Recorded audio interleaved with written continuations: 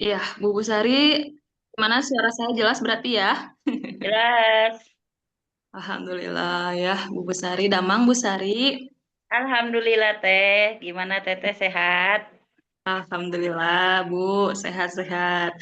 Tadi sempat terkendala ya Bu, hampir hampir nggak jadi online nih. Masya Allah, Itu tapi sama ujian. Allah masih diizinkan ya. Iya bener ujian ya Allah gitu ya. Jadi teman-teman ini sebelum kita live ini tuh, jadi sebelum Tema. jam berapa ya? Pukul 2 ya tadi tuh. Iya.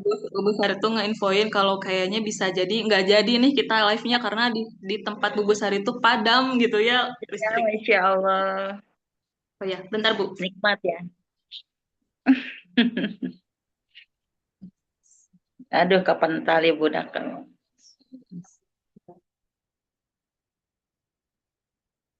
Bentar Bu Sari izin dulu bentar.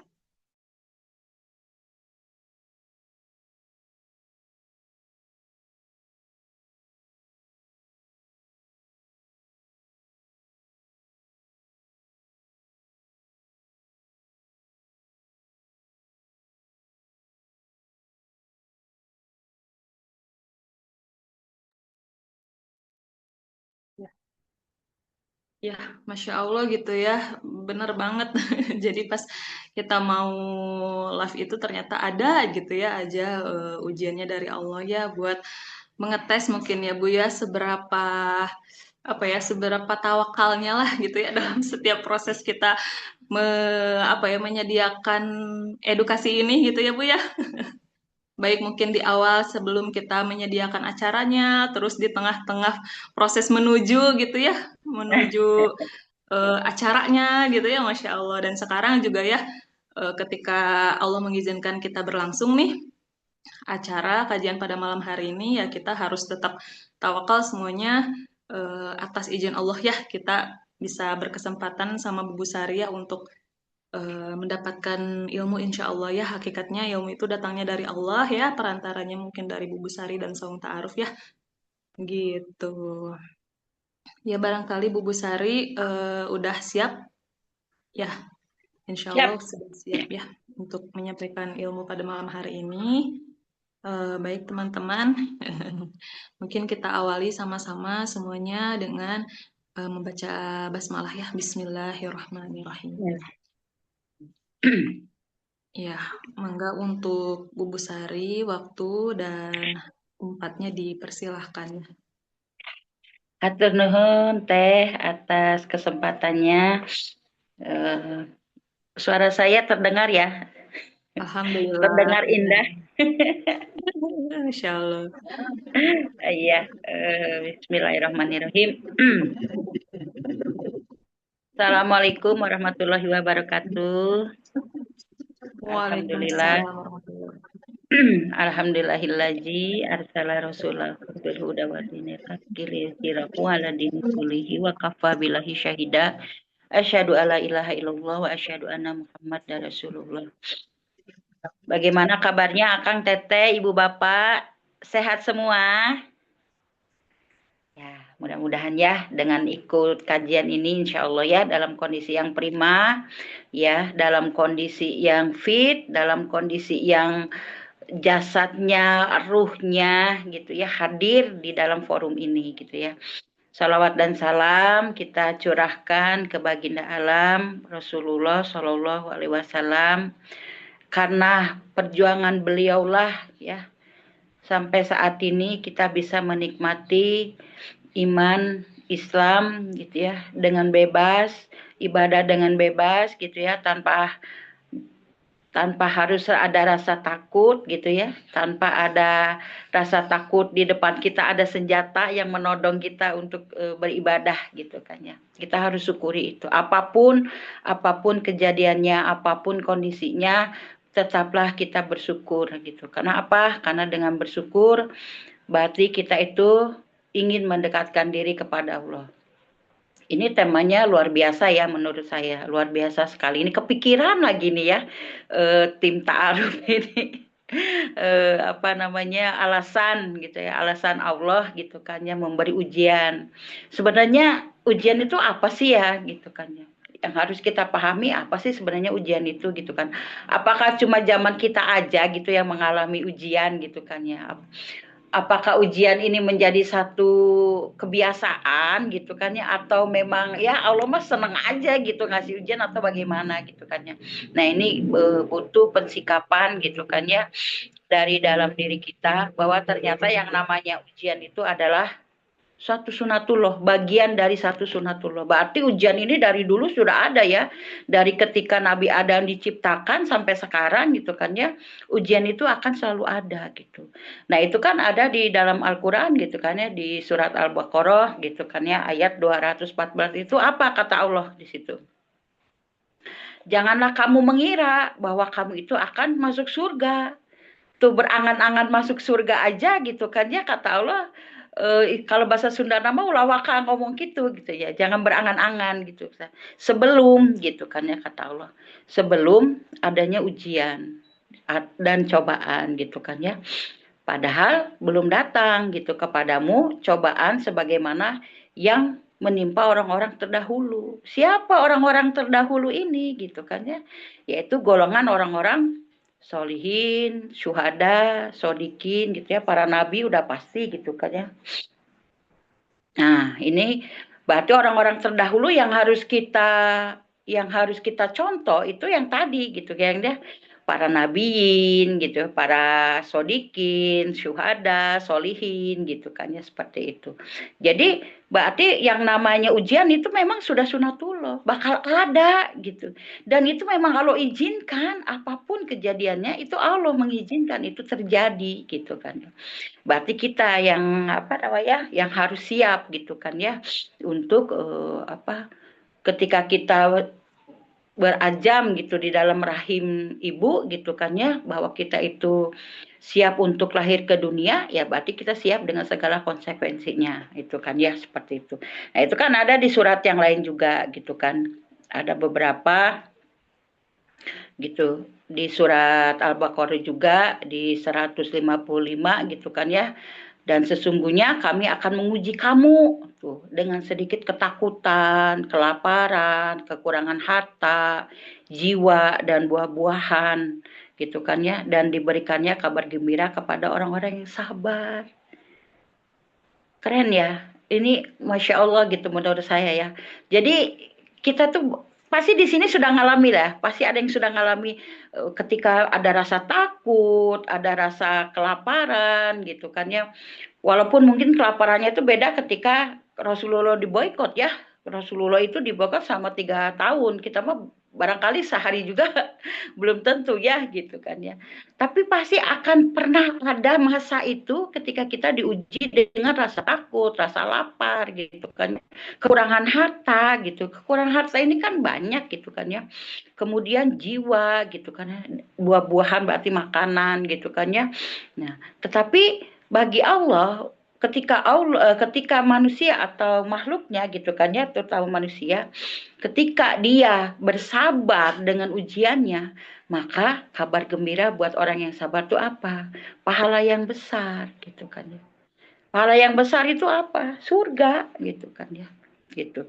Nah, itu apa yang dalil ya, dalil kenapa Allah memberikan ujian, berarti memang sudah menjadi bagian dari sunatullah. Nah sekarang mengapa gitu kan ya, apa sih alasannya Allah teh ngasih ujian gitu ya, kalau Allah berkehendak mah ya udah we gitu ya, diciptakan aja gitu semua makhluknya gitu tanpa harus ada ujian. Ternyata ujian itu apa? Yang pertama itu adalah bentuk cinta Allah dan perhatian Allah kepada kita. Aduh, bentuk cinta, kebayang gak sih? Bentuk cinta, tapi dengan diuji gitu kan ya. Dan ujiannya tuh kadang bertubi-tubi gitu kan ya. Bertubi-tubi yang mungkin kalau kata orang mah sudah nggak sanggup lah gitu kan ya. Tapi ternyata Allah teh seneng gitu kan ya. Memberi ujian itu karena Allah teh cinta gitu kepada makhluknya gitu. Ibarat contoh beginilah, ketika kita gitu kan ya lulus atau kita mengikuti ujian akhir gitu ya, bukan ujian akhir semester, ujian kelulusan lah, kelulusan waktu SMA misalkan gitu. Saya pikir semua sudah mengalami ya SMA gitu. Itu kan ada ujian tuh. Untuk apa sih sebenarnya guru gitu kan ya? Atau pemerintah gitu membuat satu ujian padahal mah udah we dari rapot gitu kan ya, beres kasih aja itu sertifikat atau apa itu ijazah selesai. Tapi ternyata kan nggak begitu. Untuk menguji betul nggak dia itu mempunyai kemampuan kelulusan selama dia belajar 3 tahun di sekolah tersebut. Nah Allah bentuk cintanya itu memberi ujian selama kita hidup. Sebagai bentuk apa? Bener nggak kamu tuh cinta kepadaku? Bener nggak kamu tuh mengingatku? Gitu, seperti itu. Jadi kok Allah teh diuji dengan berbagai macam ujian gitu kan ya, tadi gitu kan di Al-Baqarah 155 tadi ya, bentuknya bisa apa aja gitu kan ya. Kalau tadi disinggung di Sumatera dan Aceh seperti itu gitu. Bahkan saya sempat mendengar di Aceh itu kan Serambi Mekah. Kenapa gitu?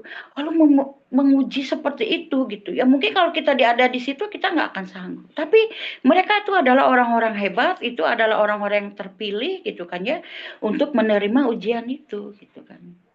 Ya kalau kata Zainuddin MZ Almarhum dulu ya pernah bilang, ketika seseorang diingatkan, so kamu sholat, kalau kamu nggak sholat begini, malah ketika diingatkan malah marah gitu kan ya, malah ini uang-uangku gitu kan ya, aku mau sholat mau enggak terserah aku gitu kan ya. Tapi apa? Iya kamu yang berbuat dosa, kamu yang maksiat, tapi ketika ditimpa ujian, ditimpa azab, ditimpa bencana, kan bukan dia aja yang kena azab, kita kena imbasnya juga gitu kan. Nah, seperti tapi itu kan ujian ini buat siapa? Ternyata buat orang-orang yang beriman gitu kan. Nah, itu bukti cintanya Allah kepada kita dan bentuk perhatian Allah kepada kita gitu kan ya. Allah menguji hambanya yang dicintai agar ia semakin dekat dari Allah, mah kepingin dengan ujian itu kita teh semakin takarub kepada Allah gitu ya, semakin dekat gitu. Justru kita jadi berpikir, ya Allah, Allah teh menguji saya kok kayaknya saya nggak sanggup. Pasti sanggup, nggak mungkin Allah ngasih ujian yang kita nggak sanggup, itu nggak mungkin. Dan itu kan ada di dalam Al-Qurannya. Allah menguji sesuai dengan kadar kemampuannya. Nah, kata Allah, jangan berputus asa dari rahmatnya. Berarti apa? Ketika kita mendapat ujian, harapannya apa? Semakin dekat. Oh, Allah teh memang nyaah ke saya gitu, nyaah ke kita gitu. Bentuknya berbeda-beda ya, sesuai dengan kadar masing-masing gitu kan, seperti itu.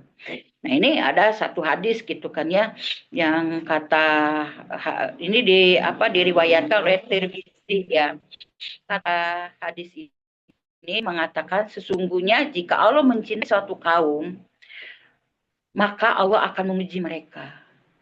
Seharusnya kan berarti apa? Ketika kita diberi ujian, harusnya itu ada bahasa ijab kabul. Ya Allah, abi nampi ya ujian sebagai bentuk kasih sayang darimu, tolong kuatkan aku, kan gitunya. Ada ijab kabul gitu. Dan bersabar di dalam menempati ujian itu gitu. Kita itu harus semakin semakin dekat kepada Allah, karena semua yang terjadi itu ya atas kehendaknya Allah, atas kudroh irodahnya Allah gitu kan. Dan kita mah nggak punya kemampuan apa-apa gitu kan ya, bahkan mengedipkan mata sekalipun gitu kan ya. Dan itu mah karena kehendak Allah gitu kan. Kita mah kan nggak bisa. Kalau kata Allah kamu nggak bisa membuka mata, ya nggak akan bisa gitu kan. Artinya semua kejadian itu karena memang Allah yang menghendaki. Ya nggak usah apa ya, nggak memang butuh proses ya. Artinya ketika menerima ujian itu kan yang ada terkadang bukan iman dulu ya, bukan akidahnya dulu gitu, tetapi nah hanya betkir, nah ya terlalu banyak mengeluh mungkin ya gitu. Nah itu berarti apa yang harus kita yakini, bahwa ujian itu adalah sebagai bentuk cinta dan perhatiannya Allah kepada kita, supaya apa? Jadi barat ngasih ujian, so kesini aku kasih kamu ujian supaya kamu dekat kepadaku. Ternyata Allah teh kepingin kita teh dekat kepada Allah gitu, nggak ada yang lain gitu. Tapi bentuk cara Allah memberikan cintanya itu ya modelnya begitu gitu, dengan ujian gitu. Tapi Allah juga memberikan solusinya gitu. Jadi enggak terus-terusan ujian tanpa memberikan solusi, dan Allah itu pemberi solusi yang sangat terbaik gitu kan ya. Seperti itu. Nah, Jadi dengan ujian ini harapannya selain kita dekat kepada Allah gitu kan ya, juga supaya apa? Kita memperbaiki diri gitu kan. Tidak terlena dalam kesenangan dunia. Berarti kan ada sentilan-sentilan Allah gitu kan yang sangat halus kepada kita gitu kan. Kalau misalkan ujiannya kelaparan, berarti apa? Ketika kita punya harta, ketika kita kenyang, ingat tidak berlebihan, secukupnya. Ingat ketika kita lapar, orang lain bahkan mungkin lebih dari sehari menahan lapar. Ketika kita mempunyai rasa takut gitu kan ya, kena musibah segala macam, pasti akan ada ujungnya gitu, pasti akan ada akhirnya gitu kan. Bagaimana kita memperbaiki diri, tidak usah menyalahkan orang lain. Gara-gara si anu saya teh jadi begini, enggak. Perbaiki aja diri kita. Karena Allah pengennya begitu gitu. Kan dengan kita memperbaiki diri, oh berarti Allah teh maunya begini. Berarti kita akan semakin dekat kepada Allah. Gitu. Itu yang pertama. Berarti ujian itu adalah apa? Sebagai bentuk tanda cintanya Allah, tanda perhatiannya Allah kepada kita. Kemudian yang kedua itu apa? Ujian itu adalah mengangkat derajat dan menghapus dosa. Ya karena kita tadi sebagai bentuk cintanya Allah gitu kan ya, bahwa di situ ada harapan Allah kita memperbaiki diri, maka Allah akan mengangkat derajat kita. Gitu kan ya. Contoh misalkan ketika tadi ya mati lampu. Misal tadi mau mati lampu sekian jam gitu kan. Tapi ternyata bisa jadi mati lampu itu berhari-hari. Apakah kita akan menjadi tidak beribadah kepada Allah gitu kan ya? Tetap ya ibadah mah gitu tidak akan berkurang, tidak akan hilang gitu dengan mati lampu. Contoh, kita tetap melaksanakan sholat ya dalam gelap gitu kan ya. Pas kebenaran juga tidak ada lilin, jadi bertubi-tubi misalkan gitu kan ya. Lampu mati nggak ada lilin, bisa nggak ada penerangan ya sudah, bayangkanlah gelapnya itu seperti gelapnya di dalam kuburan. Itu kan akan membuat kita itu semakin bergantung kepada Allahnya semakin besar. Ya, semakin besar ya Allah. Bisa jadi nanti di alam kubur itu gelapnya lebih dari ini gitu. Kalau di dalam rumah gelap itu bisa meraba-raba kita tahu di mana kamar mandi, di mana dapur, di mana nyimpan piring, di mana nyimpan gelas, ya tahu. Ari di kuburan kan enggak gitu kan. Nah, seperti itu. Jadi tetap aja gitu kan ya, dalam kondisi misalkan gelap kita tidak mengeluh, tapi lebih kepada ya Allah, pasti ini ada hikmah yang Engkau berikan kepadaku. Dengan kita menyadari itu, memperbaiki diri, kan Allah sedang mengangkat derajat kita supaya jauh lebih baik. Dan itu akan menghapus dosa. Dosa-dosa kita ketika kita diberi ujian, kita bersabar. Ya, udah mau gimana atunya? Dikasih ujian ngeluh da anggernya ari cek alo can dicabut eta ujiannya tetap gitu kan ya. Tidak akan bisa membuat kita jadi terlepas dari ujian itu. Ya akhirnya apa? Bersabar, ikhlas gitu kan ya. Ini butuh riadoh ya, mempunyai jiwa sabar dan ikhlas ini butuh riadoh, makanya kita latih dari sekarang gitu kan. Maka ketika mendapat ujian ya, ya ini mah Allah mah lagi sedang menatap aku, sedang memperhatikan aku gitu kan. Itu aja gitu kan ya. Karena kalau misalkan mengeluh juga nggak ada gunanya gitu kan ya. Kalau Allah belum mencabut gitu, ujian itu ya tetap aja gitu kan ya. Kita akan berada pada ujian itu sendiri gitu kan ya. Nah, setiap musibah itu yang menimpa seseorang itu kan ya, seorang mukmin itu adalah penghapus dosa gitu kan ya, dan menambah pahala. Iya, karena apa? Kita menjadi tafakur kan, terpakur kepada Allah bahwa ini ada semua adalah skenario-nya Allah. Dan itu kalau ada awal, maka akan ada akhir. Artinya ketika kita mendapat ujian, ikuti prosesnya dengan sabar dan ikhlas.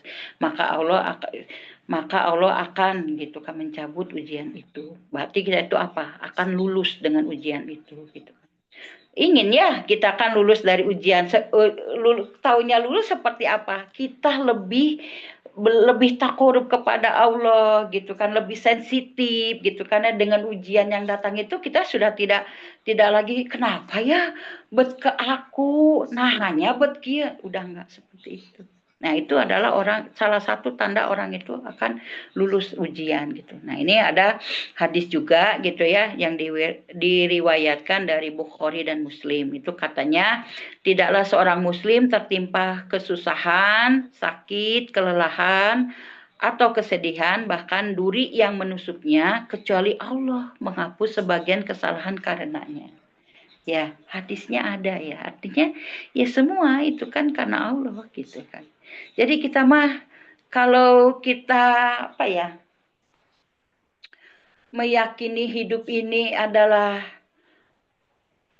dalam dalam apa genggamannya Allah gitu kan. Rasulullah itu dulu sering mengatakan demi jiwaku yang ada dalam genggamannya Allah. Artinya kan semua itu dalam pengaturannya Allah gitu kan ya. Ya kalau manusia itu kalau yakin hidupnya itu yang ngatur Allah, sebenarnya ini Maya sebenarnya gitu kan ya. Kalau di lenyepan cek Sunda nama. Itu kan seharusnya itu tidak ada, seharusnya ya idealnya itu tidak ada keluh kesah gitu kan, tidak ada keluh kesah gitu kan ya, karena rizki udah dijamin, Allah yang mencukupi gitu kan, Allah yang maha mengasihi, Allah yang maha memberi, itu semua apa ya sudah terjamin lah gitu kan ya.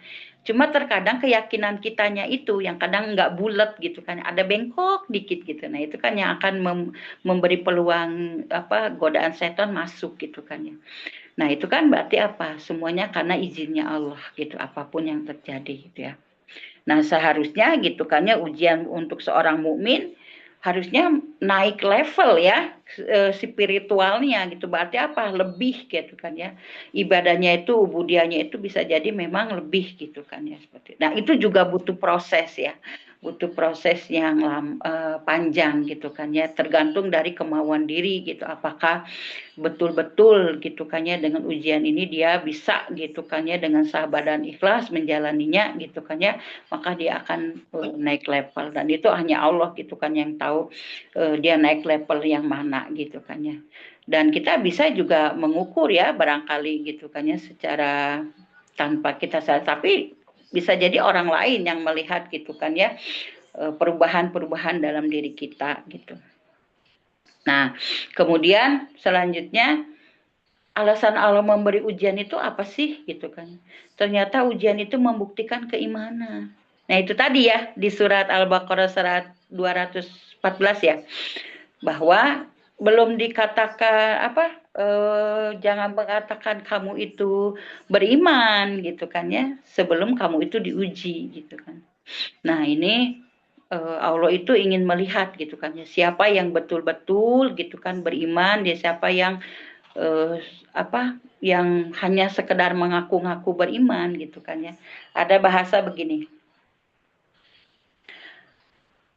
akang teteh ibu bapak di sini percaya nggak saya saudara saya itu adalah siapa Bu Susi, Bu Susi yang dulu menteri kelautan. Mungkin ada yang nggak percaya gitu kan ya, ah masa sih Bu Sari gitu kan. Tapi ketika saya dikonfirmasi, ditanya, Bu Susi kenal nggak sama Bu Sari? Enggak. Ya kan saya emang ngaku-ngaku aja gitu kan ya. Jadi orang yang mengaku-ngaku aja dia beriman itu kan akan kelihatan gitu. Kata Allah siapa gitu kan ya. Orang manusia dengan manusia aja ketika dikonfirmasi enggak tuh. Aku mah nggak ngerasa punya saudara yang namanya Sari misalkan gitu kan ya. Kata Bu Susi teh. Nah Allah pun begitu. Dengan ujian itu, Allah tuh ingin melihat siapa sih yang sebenar-benarnya gitu kan ya, mempunyai jiwa keimanan yang kuat gitu kan ya. Itu tadi yang kayak tadi kelulusan SMA itu, siapa yang betul-betul dia itu belajar sungguh-sungguh, dia pasti akan lulus. Itu baru ujian sekolah, apalagi ini ujian kehidupan gitu. Ya, yang kehidupannya itu tergantung berapa tahun kita hidup di dunia, berapa puluh tahun kita hidup di dunia, itulah ujiannya gitu. Disitulah Allah akan betul melihat siapa yang betul-betul beriman kepadanya dan siapa yang hanya mengaku beriman kepadanya. Kalau di surat Al-Ankabut gitu ya, ayat 2 itu dikatakan, apakah manusia mengira bahwa mereka dibiarkan berkata, kami beriman padahal belum diuji. Jadi iman itu teh kudu melalui ujian ya, baru dapat label apa ya dari Allah teh, label bahwa dia tuh lulus, keimanannya tuh lulus gitu kan.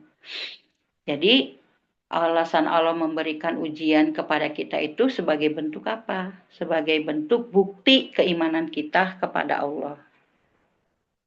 Sebagai bentuk keteguhan kita gitu kan ya. Kepada Allah, keimanan seseorang kepada Allah gitu kan.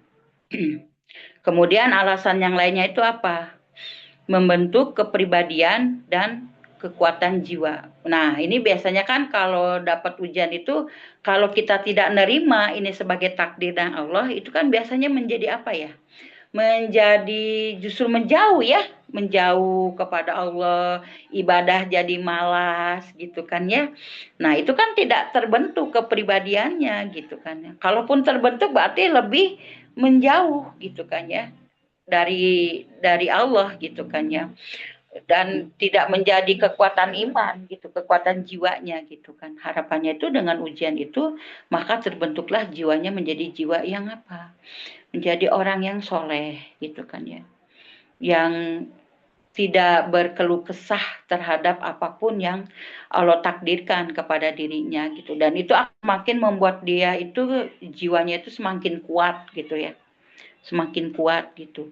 Tidak gampang epesan, ya naon epesan. Tidak mudah menyalahkan orang gitu ya, tidak mudah menyalahkan Allah, kan nggak sedikit ketika ditimpa ujian kan nyalahin Allah, ya Allah kudu nama atuh lain saya meureun ya gitu kan ya.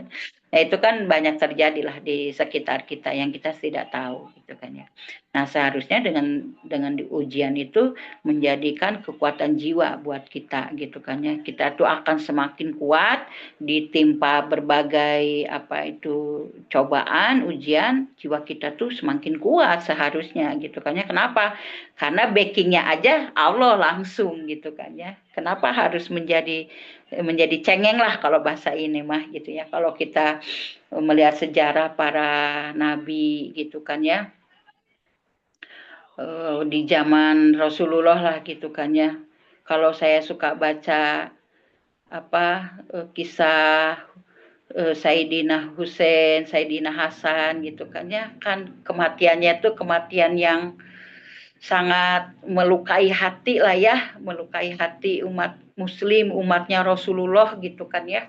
Itu kan menurut saya mah ujian yang kalau Rasulullah masih hidup mah ya Allah kayaknya mah bisa jadi gitu kan ya, atau ayahnya sendiri Sayyidina Ali bin Abi Thalib masih hidup mungkin tidak akan kuat gitu kan ya, melihat putra-putranya gitu kan ya meninggalnya dengan cara yang tragis seperti itu gitu kan. Tapi ya itulah ujian gitu kan ya, ujian para nabi, ujian para solihin, suhada gitu ya, solihin gitu kan ya, yang memang luar biasa lah. Mungkin pada posisi itu kita belum kuat, belum sanggup gitu kan ya. Tapi paling tidak kita menguswah gitu kan ya, bahwa mereka tuh diberi ujian, tapi justru membuat kepribadian, membentuk kepribadian mereka tuh semakin kuat dan jiwa mereka pun semakin kuat gitu kan. Kalau dalam satu kisah itu dikatakan Sayyidina Husain itu ketika mengangkat seorang bayi gitu kan ya, yang kehausan gitu karena dalam kondisi perang, itu kalau kalian tidak peduli padaku, minimal kamu tuh peduli pada bayi ini yang membutuhkan air. Tapi malah apa? Bayi itu dipanah dan akhirnya meninggal. Gitu. Itu kan ya Allah gitu. Mereka kuat gitu ya. Tidak gentar gitu. Nah itu teh dikelilingi musuh gitu kan ya. Ya itu karena apa? Karena yakin gitu kan ya. Modalnya tuh karena yakin. Pasti Allah itu maha penolong gitu. Ada lagi Kubayb bin Adi. Ini pahlawan Islam gitu kan. Beliau itu dipanah gitu, dipanah, disalib di tengah padang pasir gitu kan. Disalib, dikelilingi oleh para musuh gitu kan ya. Para musuh gitu sampai akhirnya dipanah, ditombak. Ya penuh, ininya penuh gitu kan ya, penuh dengan panah gitu, penuh dengan tusukan tombak gitu kan. Apa yang beliau katakan? Ya Allah, lindungilah aku seperti jagalah aku, jagalah jasadku seperti aku menjaga agamamu dan beritakanlah kematianku kepada Rasulmu dan orang-orang beriman. Itu ya. Nah, itu bisanya sampai segitunya gitu kan. Karena apa? Karena mereka tuh punya jiwa yang kuat gitu. Yakin ya kalau mah pasti nolong. Gitu. Bahkan ketika disalib itu dia masih bisa makan, dikasih makan langsung dari surga seperti Sayyidah Maryam gitu kan ya. Makanan dari surga. Kenapa bisa begitu? Jiwanya tuh sudah ke Allah tuh sudah kayak nggak ada hijab aja gitu kan ya. Karena mereka itu kuat gitu. Meyakini Allahnya itu sebagai satu-satunya penolong gitu kan. Tidak akan di dunia saja Allah itu menolong, tapi di akhirat pasti Allah itu akan menolong. Sampai akhirnya kan berita kematiannya betul. Disampaikan ku Allah kepada Rasulullah, itu tergambar di depan matanya Rasulullah. Datang ke sana, jemput dia. Betul, dijaga itu jasadnya. Itu kan berarti membentuk satu kepribadian yang bagaimana gitu. Mereka kuat gitu. Ya wajar aja mereka hidup di zaman Rasul misalkannya ada yang seperti itu. Tapi kan Rasul, walaupun kita nggak ketemu Rasul, tapi kan apa? Beliau itu pembawa risalah yang sampai saat ini kita bisa menikmati gitu. Ada jaminan gitu.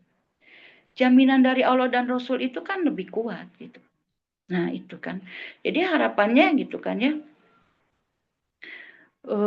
Dengan adanya ujian itu gitu kan ya, seharusnya kepribadian dan kekuatan jiwa itu harus semakin terbentuk gitu kan ya, dengan keimanan yang kuat kepada Allah, semakin takarub. Sebagaimana misalkan ya, besi yang dibakar untuk menjadi yang lebih kuat gitu kan ya, itu kan besi kalau dibakar itu kan bisa menjadi apa namanya, berbagai bentuk ya, mau dijadiin pedang, pisau gitu kan ya, dia akan membentuk satu bentukan yang baru gitu, bukan hanya sekedar besi yang panjang gitu kan ya, tapi dia bisa dibentuk berbagai macam bentuk gitu kan ya. Nah kita juga sama, apalagi kita gitu kan ya, punya kolbu yang itu hanya milik Allah gitu, bisa gitu kan ya, dibentuk dengan, dan Allah meyakini gitu kan ya, dengan ujian itu pasti akan membuat hambanya yang beriman gitu, yang ingin dekat pada Allah pasti bisa berubah gitu kan ya.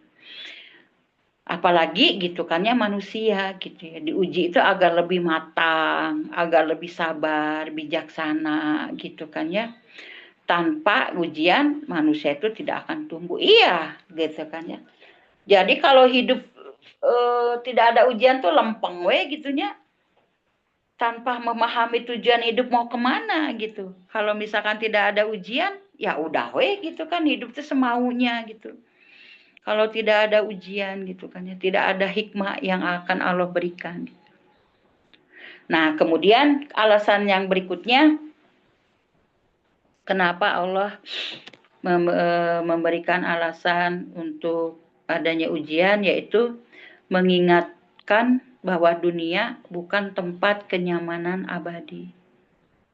Ya, di dunia, ya namanya tempat di dunia gitu kan ya, kita mah cuma makhluk yang hanya berusaha gitu kan ya, berusaha lebih baik supaya kita itu dicintai Allah, semua supaya kita hidupnya itu dalam ridhonya Allah gitu kan ya. Maka dengan ujian itu harus mengingatkan kita di dunia itu aya ujungna gitu. Yang nggak ada ujungnya teh mana? Akhirat. Ya, kalau misalkan mungkin di sini ya ibu bapak, akang teteh, mungkin kali-kali pernah lah gitu kan, ketika dalam tidur tiba-tiba ingat kematian gitu kan ya.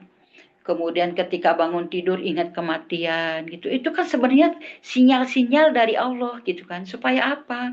Supaya kita itu tidak terlena gitu. Ya, kalau boleh dibilang mah ibarat apa ya, hidup qanaah gitunya, nikmati rizki yang sudah Allah beri, syukuri gitu kan ya, tidak berlebih-lebihan gitu kan ya, karena Allah tidak menyukai gitu kan ya sesuatu yang berlebih-lebihan, karena apa, itu bagian dari sifat syaitan gitu kan ya. Nah, Allah memberikan ujian itu kepada manusia gitu kan ya, tidak menjadikan dunia sebagai tujuan utama, justru tempat ujian dunia itu tidak dijadikan tujuan utamanya gitu kan ya.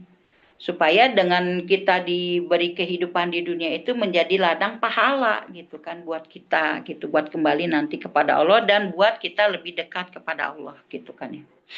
Nah, itu kalau di Al-Baqarah 155 tadi gitu kan ya. Ya, tadi udah disebutkan gitu kan akan ada kelaparan. Jadi kalau ketika kita merasa kayak orang termiskin di dunia, kelaparan sedunia, itu mah apa ya? Sudah ada gitu kan ya, sudah ada di Al-Qur'annya, dan memang karakter manusia bakal begitu, sifatnya akan seperti itu, merasa kekurangan, merasa kelaparan. Dan ini juga kayaknya udah pernah dibahas juga gitu ya sebelumnya di kajian-kajian sebelumnya gitu kan ya. Nah, harapannya gitu kan ya, ujian itu mengarahkan hati kita itu menjadi apa? Tujuannya ke akhirat gitu kan ya. Tempat kebahagiaan yang hakiki dan tidak ada ujungnya. Dan kita tidak akan tahu nasib kita nanti di yaumil akhir itu seperti apa. Makanya dengan ujian itu harus diterima, harus dijawab kabul, nampi ya Allah gitu kan ya. Semoga Allah lembutkan hati. Makanya berdoa gitu ya ke Allah teh, minta dilembutkan hati gitu kan ya, dengan ayat-ayat yang tidak nampak tapi Allah memberikan sinyal-sinyal. Nah, kita tuh berharap gitu kan ya kepada Allah, kita bisa menangkap sinyal-sinyal itu gitu, yang tidak bisa jadi gitu kan ya, tidak ada di apa, tidak ada di orang lain gitu, tapi hanya untuk diri kita sendiri. Itu kan harapannya hati, dengan hati yang lembut itu bisa menangkap sinyal-sinyal Allah gitu kan ya. Tanda-tanda cinta Allah gitulah. Nah, kemudian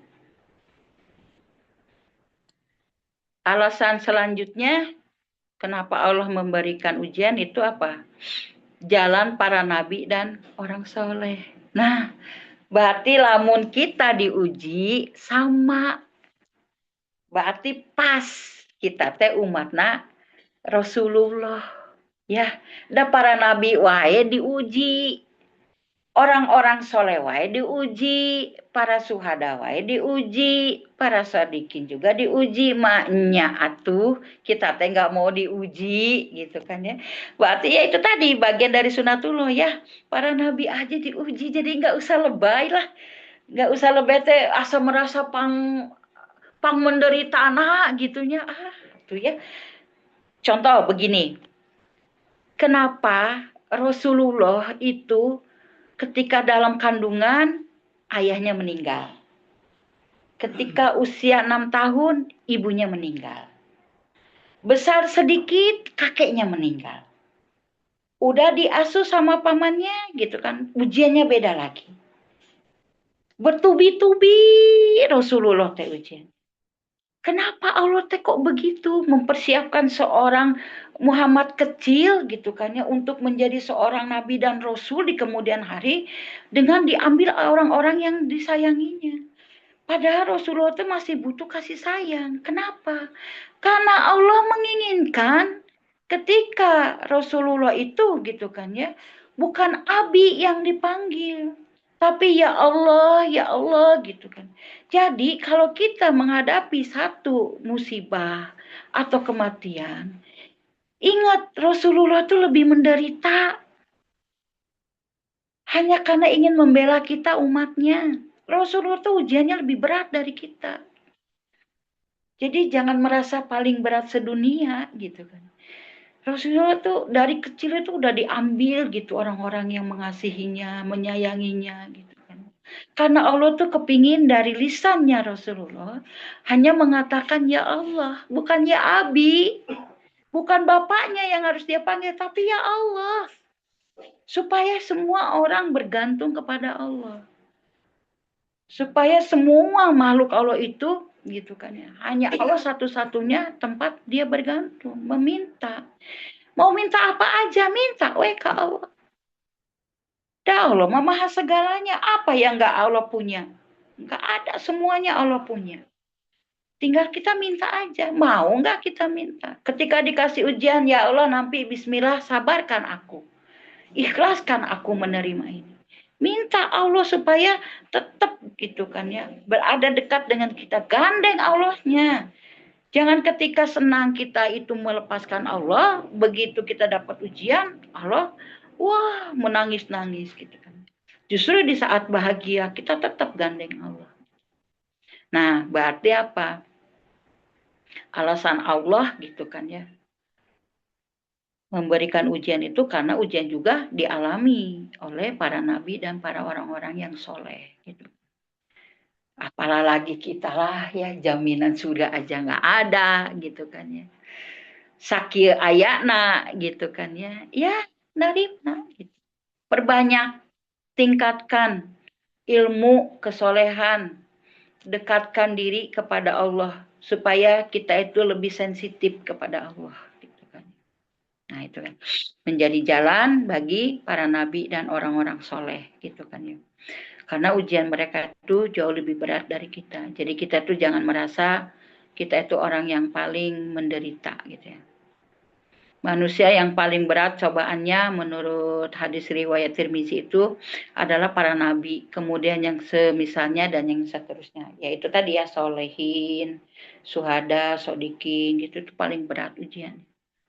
Jadi kalau misalkan kita, ya kalau kita merujuk ke yang sekarang sedang terjadi musibah di daerah, di provinsi paling ujung Indonesia itu kan ya, ya bisa jadi itu belum seberapa gitu ya, dibanding para nabi dan orang-orang soleh gitu ya. Tinggal bagaimana kita bijak memandangnya aja gitu kan ya. Yang bisa kita jadikan itu sebagai satu pelajaran buat kita. Jika mereka yang paling dicintai Allah diuji berat, maka kita pun akan diuji sesuai kemampuan kita. Nah, pertanyaannya, kalau ingin dicintai berarti siap untuk diuji. Siap enggak kitanya? Harus siap ya, dan pasti akan dialami. Dan cek Allah oge sunatullah, mah. Bahkan dialami oleh para nabi gitu yang ujiannya lebih berat, berarti harus siap kita mah ya, persiapkan diri gitu kan ya, ingat gitu kan ya, kalau misalkan menghadapi ujian lebih baik kita itu menangis tersungkur di atas sajadah, ngadukan segala kesusahan kepada Allah, mending gitu daripada kita harus bercerita kepada makhluk dan nggak akan ada solusi. Dan solusi mah milik Allah. Ceritalah ke Allah, menangis-nangis pun gitu kan ya, ya Allah gitu kan, tolong aku ya Allah, dah aku masa kia ayatna nggak bisa apa-apa, nggak punya apa-apa gitu kan ya, minta aja gitu kan, maka Allah pun gitu akan memberikan apa namanya, solusinya kepada kita gitu kan ya, orang yang betul-betul ingin gitu kan ya dekat dengan Allah itu seperti itu. Nah itu ya yang bisa disampaikan. Mudah-mudahan ini menjadi apa ya, menjadi titik balik lah buat kita ya, apapun yang terjadi hari ini, saat ini, detik ini, ingat itu semua karena Allah. Allah mah bebas, mau ngapa-ngapain kita bebas, dan kita mah miliknya Allah, kita mah nggak punya apa-apa dan nggak bisa apa-apa ya, tinggal meningkatkan keimanan saja kepada Allah supaya kita ketika diberi ujian kita siap, kita sanggup, kita sabar, kita ikhlas. Ya, mungkin itu aja Teh yang bisa disampaikan. Mangga dikembalikan lagi ke Teh Rizka.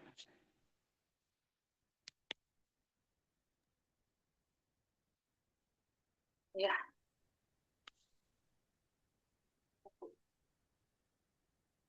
ya Allah ya, tadi sudah disampaikan ya materi tentang alasan Allah gitu ya menguji kita ya, Masya Allah.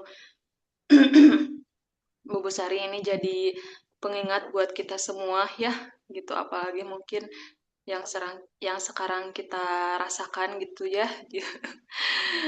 Antara apakah ini termasuk bencana nasional atau tidak. Insya Allah ya. Aduh, ya jadi insya Allah gitu ya. Ya gitu memang pada akhirnya alam mengingatkan kita gitu ya. Terus juga dari sana juga ya pengen menguji kita gitu ya, Allah pengen menguji kita gitu. Apakah kita teh dengan kondisi apapun sebenarnya ya, mau itu susah, senang dan sebagainya itu tuh tetap gitu ya. Kalau tadi kata Bu Sari mah, intinya mah kitanya mau terus bergantung nggak sama Allah gitu, mau terus beribadah nggak sama Allah, ngabdi ke Allah gitu ya. Semuanya tuh pokoknya dikembalikan ke Allah gitu. Baik itu kondisinya kita lagi senang misalnya ya, mendapatkan banyak kenikmatan kan itu juga ujian gitu. Terus atau mungkin ketika kita ada musibah gitu ya, sedikit kelaparan, ketakutan ya tadi kalau dibahas sama Bu Sari itu gitu. Tapi tetap gitu ya, Masya Allah saya juga jadi diingatkan lagi ya Bu Sari tentang ya pada intinya mas satu sih benar gitu ya, apakah kita itu pada akhirnya mau balik lagi ke Allah enggak gitu, atau malah semakin jauh dari Allah gitu ya, Masya Allah. Nah ini barangkali teman-teman boleh ya kalau misalkan ada yang mau ditanyakan, itu kita bisa diskusi ya, bisa lewat chat ataupun lewat ini ya, langsung ngobrol ya di sini ya, sambil berkenalan ya nggak apa-apa ya, Insya Allah. Ya, ini juga di sini barangkali ya mungkin sambil nunggu yang bertanya, ini tadi ada yang baru bergabung juga ya, barangkali mungkin tadi ada beberapa materi yang terlewat gitu ya, saya coba membantu review dulu barangkali ya Bu Sari ya sambil nunggu yang bertanya gitu. Jadi tadi kalau yang disampaikan oleh Bu Sari ya tentang alasan kenapa kita itu sebagai hamba itu diuji ya di dunia ini tuh, itu tuh karena yang pertama bahwa ujian itu adalah bentuk tanda dan perhatian cinta dari Allah ya. Jadi Allah tuh pengen ngelihat juga gitu ya seberapa cinta sih kita kepada Allah gitu ya. Karena kan ya tadi kan maksudnya kalau kalau di poin berikutnya juga kan belum dikatakan beriman katanya ya. Belum dikatakan beriman sebelum kamu diuji katanya gitu. Terus tadi juga di poin ketiganya juga ada, jadi ketika kita bersabar gitu ya dalam menghadapi ujian, maka itu tuh bisa menghapus dosa dan menambah pahala. Nah, jadi barangkali gitu ya, kita mendapatkan ujian teh itu teh cara Allah bener ya. Tadi berarti di poin pertama bahwa itu teh bentuk kasih sayang Allah ya, cinta Allah ternyata dengan ujian itu teh Allah teh pengen menghapus dosa dan juga menambah pahala gitu ya. Nah, terus juga di poin keempat tadi, kenapa Allah menguji kita itu karena Allah tuh pengen membentuk kepribadian kita atau jiwa kita sehingga iman dan Islam kita itu semakin kuat gitu. Jadi semakin soleh gitu ya. Memang sih betul ya kalau dirasain, memang kalau kita nggak diuji ya kita nggak akan tahu ya apakah keimanan kita itu bakal naik atau turun kan gitu ya. Jadi memang harus diuji sih kalau secara logika ya gitu ya. Gitu terus apa namanya yang kelima itu ternyata ujian itu adalah jalan para nabi dan para syuhada ya, Masya Allah. Jadi memang bersyukurlah gitu ya kita sebagai manusia atau hamba Allah yang diuji oleh Allah itu ternyata termasuk jalannya para nabi gitu ya dan para syuhada. Justru yang dipertanyakan itu kalau misalkan kita nggak ngerasa diuji, nah itu gitu ya bisa jadi ternyata kita tuh tidak dianggap hamba atau gimana ya. Masya Allah ya, yang pasti kita awali dengan rasa syukur gitu ya, ketika kita mendapat ujian, berarti itu tuh cara Allah gitu ya. Apa ya maksudnya jalan para nabi dan para syuhada juga itu sama-sama semuanya diuji ya. Gitu. Nah, di sini ada yang mau bertanya ya, Bu Busari dari Kak Wandi ya. Ini kayaknya Ikhwan ya. Kalau dari namanya, tapi mungkin bisa jadi Ahwat juga. Masya Allah ya. Assalamualaikum Umi Ustazah. Bagaimana cara memaknai ujian yang terasa datang berulang di masalah yang sama? Padahal kita sudah berusaha hijrah dan memperbaiki diri. Apakah itu tandanya kita belum lulus atau justru sedang dikuatkan? Itu gimana nih, Bu Busari? Mangga silakan boleh langsung dijawab aja ya, Bu Busari. Ya, Waalaikumsalam Kang Wandi atur nuhun ya. Pertanyaannya luar biasa ini. Kayaknya ini mah mewakili ya, Pertanyaan yang mewakili semua Saya orang. mewakili semua peserta. Ya, nah itulah hebatnya Allah. Ada rahasia yang terkadang, ada hikmah yang terkadang kita tidak tahu, gitu kan ya. Ada apa di depan teh, gitu kan ya. Pokoknya Allah mah bisa jadi juga Allah tuh senang menguji kita di hal yang seperti itu. Di hal yang satu itu aja gitu. Kenapa ya gitu kan ya? Nah, bisa jadi betul Allah itu sedang menguatkan kita gitu kan ya. Bisa jadi dengan kita kuat, dengan bisa jadi dengan ujian yang itu-itu saja gitu kan ya. Bisa jadi itu menjadi kita itu membentuk satu kepribadian yang lebih baik, keimanan yang lebih baik. Bisa jadi juga nanti suatu saat kita akan menghadapi hal yang sama di orang lain. Nah, kita itu bisa jadi orang yang mampu membantu menyelesaikan masalah yang sama juga seperti yang kita alami gitu. Paham nggak maksudnya? Misal beginilah, misal begini. Eh, Pernah saya mengalami apa ya? Pokoknya ada satu kasus lah gitu kan ya. Ada satu kasus itu kan sempat gini, aduh, ini ada hikmah apa ya gitu kan ya yang Allah berikan gitu. Kok saya dikasih begini gitu kan ya. Ini pasti ada sesuatu nih gitu. Ternyata di kemudian hari gitu kan ya, entah itu berapa tahun, entah itu berapa bulan saya lupa, kejadian itu sama dialami oleh orang lain dan saya tahu itu bisa untuk diselesaikan. Ternyata itu caranya Allah. Buat kita itu mampu gitu kan ya menghadapi hal seperti itu gitu untuk menguatkan orang lain itu dan ternyata ujiannya itu sama gitu kan. Atau bisa juga Allah itu senang gitu dengan kita yang selalu berupaya, selalu apa namanya? Selalu punya usaha yang ekstra dalam kondisi kita diuji seperti itu. Jadi itu Allah resep ninggalin, resep lihat kita yang senang, lihat kita yang apa tahan banting dalam menghadapi permasalahan itu gitu. Padahal permasalahannya itu juga gitu. Dan Allah tuh ingin melihat juga sejauh mana sih ketika diuji oleh hal tersebut kejujuran diri kita. Apakah dengan hijrahnya kita itu memang karena Allah atau ada karena yang lain? Artinya apa tadi? Allah memberikan ujian itu, ya, tujuannya itu apa? Tujuan hidup. Artinya ketika kita diberi ujian, ingat tujuan hidup kita itu bukan dunia. Mohon maaf, kalau tadi ada bahasa hijrah gitu kan ya. Bisa jadi mohon maaf ini ya. Barangkali ini mah barangkali pernah terbersit hijrahnya itu tidak karena Allah. Barangkali mohon maaf, semoga tidak ya gitu. Nah, itu kan bisa jadi gitu kan ya. Jadi memang harus lurus, harus apa ya mukhlis langsung ya karena Allah aja, nggak ada embel-embel yang lain gitu. Karena Allah aja gitu. Sehingga ketika kita diberi ujian yang itu terus, ya nikmati aja gitu. Barangkali ini ada porsi ujiannya itu memang belum full semuanya diberikan Allah gitu. Sehingga Allah terus aja menguji di tempat yang sama seperti itu. Mungkin kayak gitu ya, Teh. Ya semoga bisa ini ya, Kang Wandi ya. Bisa memahami maksudnya. Hikmah ya, Kang Iya. Wandi.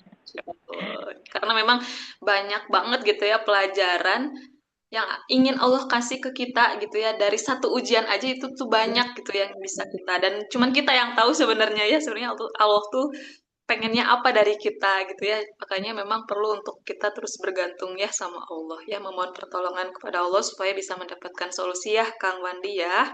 Masya Allah jazakallah ya. Pertanyaannya ini ada juga Bu dari Fitriani Fadilah. Assalamualaikum warahmatullahi wabarakatuh Bu Ustazah izin bertanya bagaimana cara kita dalam mengatasi amarah yang berlebihan dan meluap-luap saat kita sedang diuji, Bu? Terima kasih banyak. Meluap-luap seperti air meluap-luap. Ya, nah ini juga ya. Tapi sebentar, ini siapa tadi? Teh Fitri udah menikah belum? Teh? Atau masih single? Single, Bu. Oh, single. Oke, single ya. Bagaimana cara kita dalam mengatasi amarah yang berlebihan dan meluap-luap ya saat kita sedang diuji. Oke, eh sebenarnya Allah itu lebih senang kita mampu menahan emosi ya.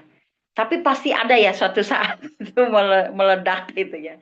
Tapi Allah lebih menyukai gitu kan ya kita apa menurunkan ego, menurunkan amarah. Jadi kalau kalau Rasulullah mengajarkan itu kan apa dengan berwudu gitu ya.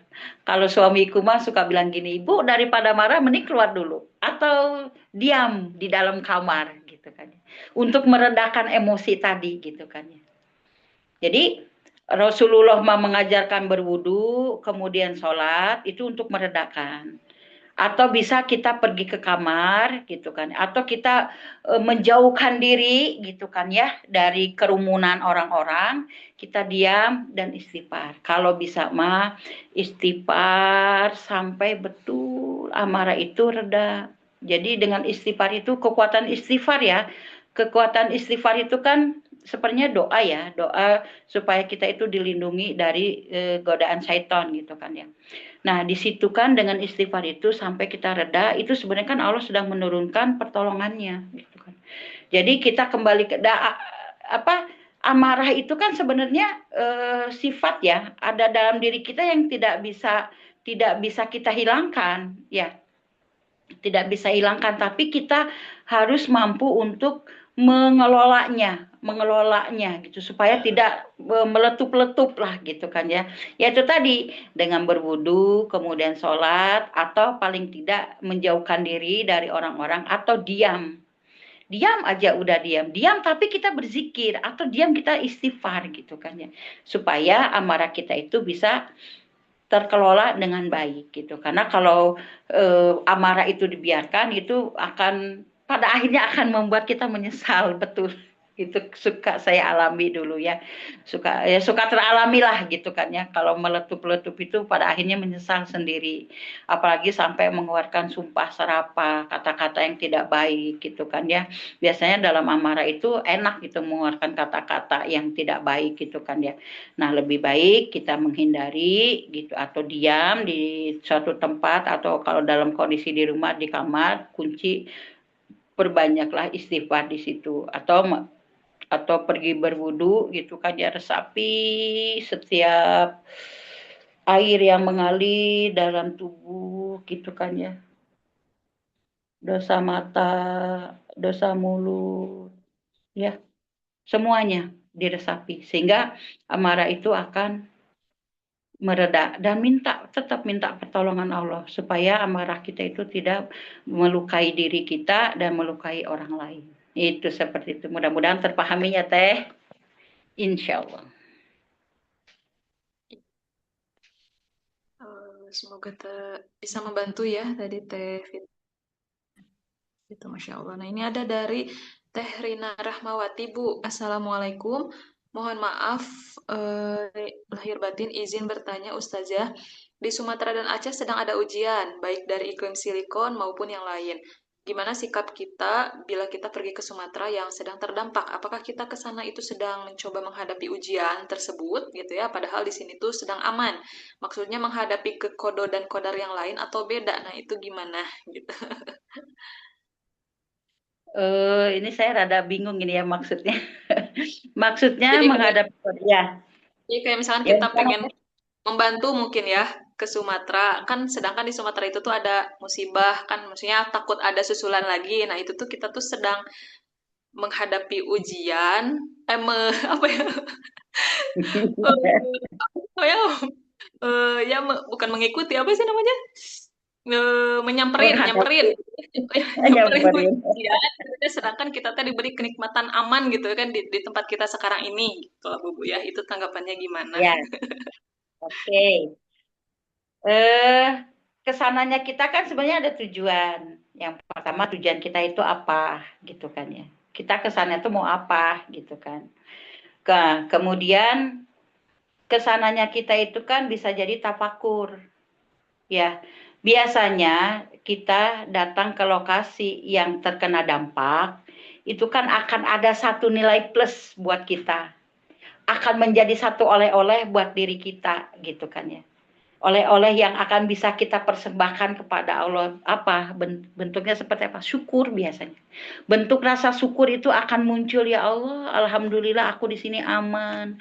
Engkau berikan ujian kepada saudaraku, mudah-mudahan mereka kuat, mudah-mudahan mereka sabar, mudah-mudahan mereka ikhlas menerima kodo dan kodarmu, ya Allah, kan gitu ya. Jadi kita nyamperin itu kan sebenarnya siapa yang menggerakkan? Allah kan. Allah yang menggerakkan kita untuk datang ke sana. Allah yang menggerakkan orang-orang yang saat ini berdonasi, yang saat ini ke sana itu bukan mau piknik. Tapi Allah itu memilih orang-orang tertentu untuk datang ke sana supaya apa? Mengambil pelajaran yang terjadi di sana. Enggak semua orang Allah pilih. Itu orang-orang hebat yang bisa datang ke sana itu. Itu orang-orang pilihan itu. Dan itu adalah orang-orang yang sudah Allah buat sanggup, siap sanggup datang ke sana. Itu orang-orang keren itu. Dia akan melihat bagaimana kekuasaan Allah di situ. Gitu. Kita aja mungkin ketika melihat hujan yang gitu gedenya itu kan nggak tahu ya kalau misalkan teman-teman di sini mah. Tapi kalau saya tuh pas ngeliat hujan 2 hari yang lalu lah, itu gede banget, itu sampai berkabut. Saya sampai lagi video callan itu sama keluarga itu, nih lihat hujan. Betapa nikmatnya Allah memberikan hujan. Dan katanya itu hujan itu bisa membuat kiamat itu menjadi mundur dengan datangnya hujan selain sebagai rahmat. Kita melihat hujan aja yang begitu sudah, ya Allah, Masya Allah. Begitu mudahnya ya engkau menurunkan hujan, guguludugan. Ya, baru segitu aja sudah sangat terpana. Apalagi begitu kita dikirim langsung ke Allah. Dan itu teh Allah yang ngirim langsung ke sana. Orang-orang yang terseleksi yang datang ke sana teh. Ya, itu dia mampu melihat, ya Allah, Masya Allah gitu ya. Ini ujianmu ya Allah, ini kuasa. Allah dengan mudahnya, Allah bisa jadi bilang kepada air, pergi kamu, hancurkan itu. Kan bisa jadi entah bagaimana bahasanya Allah kepada air, kepada alam di sekitarnya gitu kan ya. Untuk menghancurkan satu provinsi, 2 provinsi, segala macam, 1 kampung, 2 kampung gitu kan ya. Itu kan bagi Allah tinggal memerintahkan pasukannya aja gitu. Salah satunya air gitu kan. Dan orang yang terpilih itu adalah orang-orang yang hebat menurut saya. Ya, jadi kesananya itu ya kodo dan kodar juga teh. Karena Allah yang mentakdirkan kita untuk datang ke sana. Semua karena Allah yang mengizinkan kita untuk datang ke sana gitu kan ya. Justru orang-orang yang seperti inilah orang-orang yang keren gitu menurut saya ya. Dia siap sanggup untuk datang ke sana melihat secara langsung kekuasaannya Allah. Itu seperti itu teh. Mudah-mudahan mampu terpahami. Masya Allah ya, merinding banget Bu Sari penjelasannya. Ingat banget benar-benar Bu Sari, Masya Allah. Oke, ini ada 2 pertanyaan lagi ya Bu ya. Ya. Dari Kang Hafid. Ini apakah ketika saya menyikapi seorang teman yang berperilaku buruk atau menjengkelkan itu bagian dari ujian ketika saya sadar? Nah, gimana? Sedangkan apakah ketika saya menyikapi seorang teman yang berperilaku buruk atau menjengkelkan bagian dari ujian ketika saya sabar, sedangkan saya memiliki kemampuan dan kekuatan untuk membalas perilaku buruknya? Ya. Ini juga mewakili teh. Mewakili juga ini ya, termasuk Ya, saya. Ya, Masya Allah. berperilaku buruk atau menjengkelkan ya, bagian dari ujian. Ya, bisa bisa banget itu ya menjadi bagian ujian buat kita dengan didatangkan. Tapi justru apa ya? Saya pernah gini. Ini saya cerita pengalaman dulu ya, nanti diambil hikmahnya. Jadi saya juga punya teman seperti itu. Dan orang-orang di sekitar saya tuh selalu bilang, "Budak si anu mah kieu kieu kieu geus rawing we pokoknya malah," saya. Sampai saya teh oh ya. Akhirnya apa? Ada juga kalau ada bahasa buruk, bahasa menjengkelkan itu juga melekat gitu di dia teh kepada saya gitu kan. Tapi apa coba? Yang terjadi bukan dibalas, bukan dibalas perilakunya. Saya tidak membalas. Saya rangkul. Yang orang lain itu males ngobrol sama dia, saya yang banyak ngobrol sama dia. Saya rangkul, saya deketin, saya ngobrol apa aja lah, ngobrol apa aja yang nggak penting mungkin. Untuk saya mungkin nggak penting, untuk dia diajak komunikasi yang baik, itu penting buat dia. Apa? Ternyata ada orang yang perhatian kepada dia. Dan itu mampu merubah dia sedikit demi sedikit perilakunya. Butuh proses lagi gitu kan. Dan dia mempunyai karakter begitu gitu kan ya. Itu sebenarnya ada dalam diri kita juga. Cuma kita mah tidak menonjolkan buruk dan menjengkelkannya. Kita sudah mampu menutupin itu dengan kesolehannya kita ya bisa jadi. Tapi dia mungkin belum bisa. Dan itu saya alami.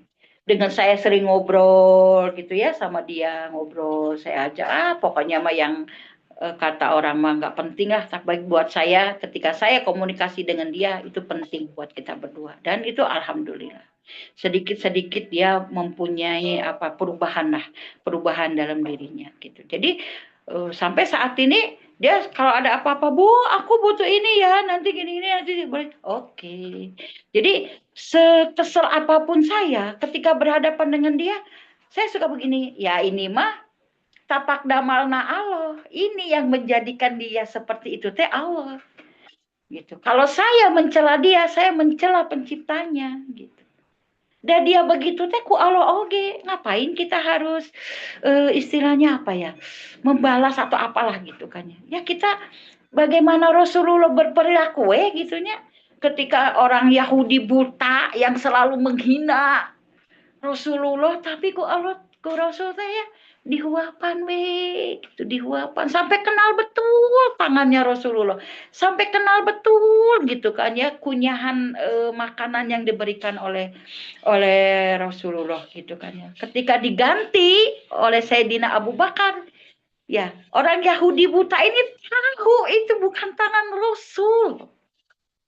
Apalagi gitu kan ya orang yang ternyata membuat tidak baik perilakunya misalkan ya, itu adalah masih sesama muslim. Rasul yang ke orang Yahudi aja begitu ya. Jadi yang begini mah nggak usah dilayani keburukannya, tapi coba komunikasi yang baik. Itu mah emang udah apa Allah menghendakinya seperti itu. Dia begitu karena memang Allah nah digitukan tapak damal na Allah. Tinggal kita jangan itunya yang dipermasalahkan. Udah aja hubungan sesama manusianya ya. Habluminanasnya gitu. Dan itu teh kekuatan komunikasi, kedekatan, perhatian itu mampu merubah dia. Ya, karena apa? Karena Allah tuh menurunkan kepada dia pertolongan. Dia sehingga mampu untuk berubah. Dengan perhatian-perhatian kecil, Allah mah perhatiannya gede, kita mah seberapa lah, jauh gitu kan. Tapi mampu untuk membuat dia berubah gitu. Itu sih teh seperti itu. Itu pengalaman ya. Mudah-mudahan terpahami. Iya, iya, siap, siap. Eh, ada satu lagi, ada beberapa lagi sih Bu, nggak apa-apa lah ya. Kita coba baca satu-satu lagi. Assalamualaikum, Bu Ustazah, izin bertanya, bagaimana cara membedakan apakah itu ujian atau karma atau azab, dan bagaimana cara meningkatkan keyakinan kita kepada Allah? Hatur nuhun. Ini dari Teh Ais ya kayaknya ya. Ahwat ini ya. Mangga Bu. Oh iya. Ya, siap. Nah, ini ya. Nanti nanti boleh deh habis ini teteh nge-googling ya ujian karma dan azab. Tapi inti nakil lah. Ujian itu adalah untuk orang beriman. Nah, tinggal bagaimana keimanan kita ya mampu melihat apakah ini ujian, apakah ini karma, apakah ini azab. Ari azab teh buat siapa teh? Kalau dulu kaum Samud, kaum Sodom, kenapa diazab? Karena mereka tidak beriman. Mereka ingkar kepada Allah gitu. Kaum Nabi Nuh, kenapa harus diazabku air bah gitunya? Kenapa? Karena mereka tidak beriman. Itu azab ya. Nah, kalau karma sebenarnya ada nggak ya dalam Islam karma itu ya? Yang saya tahu mah begini, ketika kita melakukan satu kesalahan, itu kesalahan itu akan berbalik ke dirinya sendiri. Contoh, ketika kita melakukan kesalahan kepada orang lain, ya, atau membuat aniaya kepada orang lain, atau dolim kepada orang lain. Kedoliman itu akan berbalik ke diri sendiri. Ya, itu. Kayak misalkan gini, kita berdoa. Misalkan kita nih didolimin orang. Wah, sumpah serapah. Ya Allah, semoga engkau timpakan bencana kepada dirinya. Sedangkan kata Rasul apa? Jangan berdoa yang tidak baik. Karena doa yang tidak baik, doa yang baik akan berbalik ke diri sendiri. Gitu. Ya, seperti itu. Jadi kalau mau tahu itu ujian, kita lihat beriman nggak, keimanannya bagaimana, keislamannya bagaimana, gitu kan. Kita akan bisa melihat justru gitu kan. Atau minimal ke diri sendiri gitu kan. Keimanan kita udah sejauh mana nih? Apakah ini ujian buat kita? Kalau azab kayaknya enggak ya teh ya. Kan kita mah imannya ke Allah gitu kan ya. Kalau azab itu kan yang betul-betul meninggalkan semua syariat Islam ya gitu kan ya, seperti pada kaum-kaum sebelumnya yang diazab ku Allah gitu kan ya. Nah, kalau misalkan kita beriman ya itu insya Allah ujian ya, karena udah janji Allah orang beriman itu pasti diuji gitu. Itu teh seperti itu. Dan untuk meningkatkan keyakinan ya kita harus lebih banyak mendekatkan diri ya kepada Allah gitu kan ya.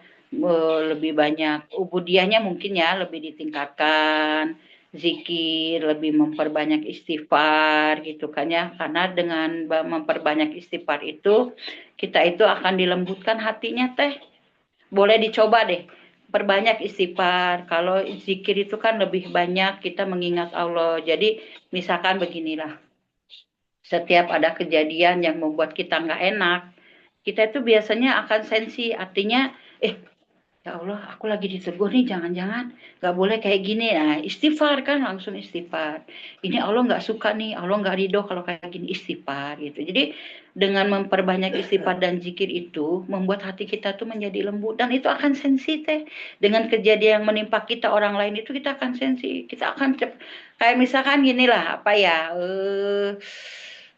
Kalau misalkan ada musibah tuh kebakaran atau apa gitu kan itu langsung ya Allah lindungi kami gitu dari musibah yang ini gitu kan ya, engkau yang mengizinkan pasukanmu untuk membakar ini gitu kan ya, pasukan Allah apa api gitu kan untuk meluluhlantakkan gitu kan ya di satu tempat, dan itu juga karena izinnya Allah gitu kan ya, walaupun misalkan sebab akibatnya tuh ya konsleting listrik lah, apa itu, kompor meleduk lah gitu kan, tapi tetap runtutannya itu Allah yang mengizinkannya gitu kan ya. Jadi ketika kita mendapatkan atau melihat satu berita yang membuat kita itu merasa aduh ya Allah mudah-mudahan gitu kan kami dilindungi gitu kan ya. Nah itu kan karena apa? Hati kita itu dilembutkan dengan memperbanyak zikir dan istighfar gitu. Semoga dengan itu keyakinan kita itu akan semakin kuat gitu. Dan selalu berbaik sangka kepada Allah gitu. Karena Allah itu tidak pernah menyakiti kita, yang menyakiti diri kita sendiri. Allah itu tidak pernah menyakiti. Allah itu tidak pernah mengazab kecuali orang-orang yang tidak mau beriman kepada Allah. Gitu. Itu seperti itu ya Teh ya. Mudah-mudahan terpahami.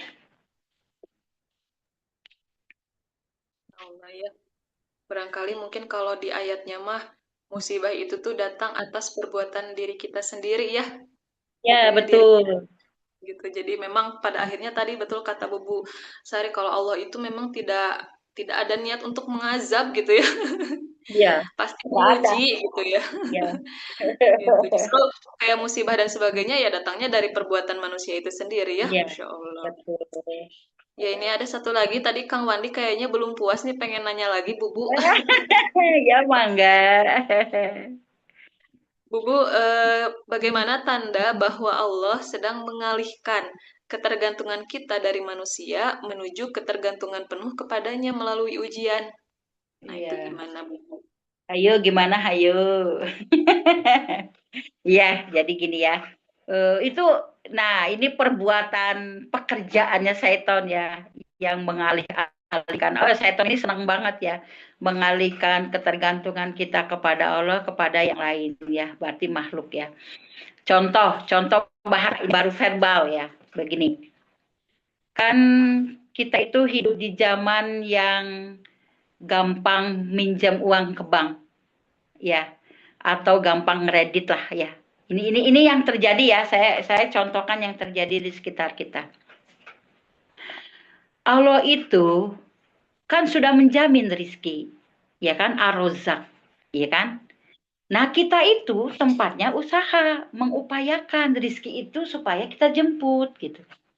Nah, tiba-tiba dalam satu kondisi gitu, kita yakin nih, tinggal usaha aja yang halal dan toyib gitu kan ya, usahanya yang halal dan toyib, apapun itu, asal halal dan toyib gitu kan. Maka Allah akan turunkan rezekinya. Suatu saat, suatu ketika, di suatu situasi yang mungkin darurat gitu kan ya. Nah, kita itu pinjam, misalkan ke bank nih, misalkan ke bank. Terus apa? Ya kalau nggak pinjam ke bank mah dari mana atuh? Dahese. Nah, itu secara verbal itu sudah mengalihkan ketergantungan kita kepada Allah. Padahal mah ada upaya yang lain. Tidak harus pinjam ke bank kan. Itu ya itu secara verbal ya gitu kan ya. Perkataan secara verbal. Tapi biasanya dari verbal itu nanti pada akhirnya akan ada satu action. Akan ada satu tindakan yang melegalkan verbal tadi. Itu pekerjaan setan gitu. Contoh dulu ada bahasa begini, zaman saya masih kecil, masih sampai sekarang masih terngiang. Waktu itu Golkar itu selalu nomor satu. Setiap pemilu pasti menang wae. Udah didukung lagi usaha ku ABRI sama PNS. Ada seorang bapak-bapak bilang begini, lamun orang cina, ente milih Golkar, dek mana hirup teh. Coba. Padahal hidup siapa yang memiliki kehidupan? Allah. Itu sudah mengalihkan gitu kan. Lamun teu ku Golkar urang mah gak akan hidup. Terus Allahnya dikemanain gitu kan. Selama ini dia bernapas karena siapa? Napas itu gratis. Coba kalau Allah hitung-hitungan. Mual sanggup teh. Mual sanggup kita hidup. Gak akan sanggup. Ya, menghirup napas kudu bayar gitu kan ya. Tidur ini mata bisa ku Allah dipejamkan tidurnya, dipereumkeun tah ku Allah gitu kan ya. Kusaha eta teh ku Allah gitu. Jadi memang pengalihan-pengalihan itu teh itu emang pekerjaan setan gitu. Jadi memang kita ya yang harus. Jadi nanti tuh terseleksi ya, bahasa kita tuh akan terseleksi sendiri oleh kita, oleh keimanan kita gitu kan ya. Supaya kita tuh selalu harus bergantung kepada Allah gitu. Jadi kalau kita meyakini, makanya Asmaul Husna itu kan semuanya sudah lengkap ya, semuanya sudah lengkap. Yakini itu memang begitulah Allah gitu. Allah yang berdiri sendiri, Allah yang tiada akhir, Allah yang maha sabar, Allah aja maha sabar. Banyak orang teh sabar. Ya kita mah memang tempatnya untuk melatih diri supaya sabar. Dan memang tepat nah kita mah di dunia mah emang begitu. Upaya gitu. Kan Allah yang bekerja selebihnya. Yang penting kita mah bergantung. Ya Allah. Minta mobil, minta motor, minta rumah, minta ke Allah. usahanya seperti apa? Ya mangga yang halal dan toyi, mau dagang kek, mau usaha apalah gitu kan ya. Minta dulu ke Allah. Sehingga betul ketergantungan kita itu tidak teralihkan. Gitu ya. Jadi jangan sampai gitu kan Allah tuh di nomor dua kan. Nanti nanti jatuhnya apa? Musyrik secara perkataan gitu kan. Nanti Allah cemburu. Allah maha cemburu loh. Hati-hati. Allah nggak mau diduakan gitu. Makanya dosa yang tidak terampuni adalah dosa menduakan Allah, dosa syirik gitu kan. Nah, itu perlu dilatih ya, perlu dilatih ketergantungan ini kepada Allah. Makanya ada asomat ya, bergantung kepada Allah. Nah, itu ya. Mudah-mudahan terpahami ya, Kang. Nah, itu oh iya melalui ujian ya, melalui ujian. Ya, jadi dengan melalui ujian itu justru akan nampak sekali ya ketergantungan kita itu kepada Allah di ujiannya ketika Allah memberikan ujian. Itu tadi yang kata saya itu kan ya bahwa salah satunya ujian itu adalah bentuk cintanya Allah tadi gitu kan. Nah, bagaimana gitu ketika kita diberi ujian ya kita terima aja gitu ya Allah, yakinlah Allah mah pasti akan membereskan permasalahan ini, pasti Allah akan ngeberesin semua permasalahan, tinggal kita sikap kita bagaimana kepada Allah, dan pasti akan ada tungtungnya lah, kayak gini aja lah. Tapi mohon maaf ya, ini saya cerita dikit tentang apa ya. Ya ketika saya hamil anak kembar, itu kan lumayan lah ya gitu kan. Itu kekhawatiran itu saya nggak mau disesar gitu kan. Saya minta ke Allah. Itu minta lagi. Setiap berdoa, setiap habis sholat berdoa pasti nangis. Nangisnya juga ya Allah. Tahu, itu sangat tahu diri itu nggak bisa apa-apa, nggak punya apa-apa, nggak bisa apa-apa. Tahu, sangat tahu. Makanya ya Allah, nggak perlu saya cerita juga, Engkau maha tahu. Tapi dah aku teh pengen cerita, weh gitu ke Allah teh. Setiap habis sholat itu saya nggak mau disesar ya Allah, gitu kan ya. Apa namanya, pengen yang normal gitu, kasihan suamiku ya. Itu dia cerita, budal weh ke Allah gitu kan. Ya. Orang lain nggak perlu tahu, saya cerita. Sampai ketika saya mau melahirkan, alhamdulillah Allah kasih itu yang namanya lahir normal. Di situ saya semakin yakin bahwa saya minta apa aja pasti dikasih. Tapi harus sabar, ingat. Kenapa harus sabar? Karena Allahnya aja maha penyabar gitu kan ya. Nah, itu kan menurut saya itu ujian juga tuh dikasih anak kembar gitu kan dalam kondisi memang ekonominya yang luar biasa nikmatnya gitu kan. Tapi Allah Maha Kaya, minta gitu kan ke Allah. Dan Allah kasih. Ketika minta saya normal, Allah kasih gitu jalannya untuk normal nggak disesat. Ya, berarti keyakinan kita itu apa? Harus yakin kepada Allah. Bergantunglah sebanyak-banyaknya kita bergantung. Don't worry, be happy. Jangan takut gitu kan. Ya Allah pasti akan memberikan hikmah, akan memberikan solusi yang terbaik buat hambanya. Oke, begitu teh. Mudah-mudahan terpahami ya. Ya Allah, ya Kang Wandi barangkali bisa membantu ya tadi jawaban dari Bu Busari ya. Jadi mungkin tadi kalau kata Bu Busari pada akhirnya baik atau buruk menurut kita gitu ya, itu menurut kita ya ada buruk padahal semuanya itu tuh baik ya di sisi Allah mah. Jadi kalau misalkan baik dan buruk bagi kita yang terjadi kepada kita gitu ya, yang dirasakan oleh kita menurut cara pandang kita itu tuh pada akhirnya tetap atas izin Allah, atas kuasa Allah ya, atas kehendak Allah gitu. Jadi tadi kalau kata Kang Hafid mah curhat tentang ada temennya yang mungkin jahat misalnya atau berbuat apa gitu ya.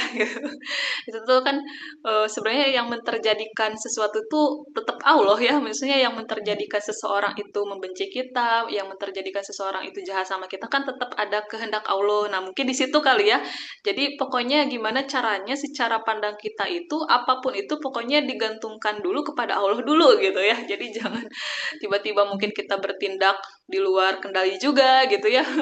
Jadi harus semuanya itu betul-betul dengan cara pandang ke Allah gitu, bahwa segala sesuatunya itu Allah yang menterjadi. Karena mungkin itu kali ya tanda bahwa pada akhirnya kita itu bisa terus gitu ya menggantungkan diri kita kepada Allah. Masya Allah ya. Nah, eh, alhamdulillah barangkali Bubu untuk pertanyaannya sudah terjawab semua ya, Ya, Bubu Sari. Gitu mangga barangkali dari Bubu Sari ada tambahan lagi sebelum kita tutup barangkali ya. ya. Ada, jadi Allah memberikan ujian itu bukan untuk menyakiti ya, tapi untuk lebih membersihkan dosa gitu kan ya. Jadi Allah mah memang bukan zat yang mau menyakiti, enggak. Kata saya juga, kita yang menyakiti diri kita sendiri. Kemudian Allah itu berharap dengan ujian itu kita menguatkan iman. Ini penting ya, penting, ini modal hidup nih, menguatkan iman.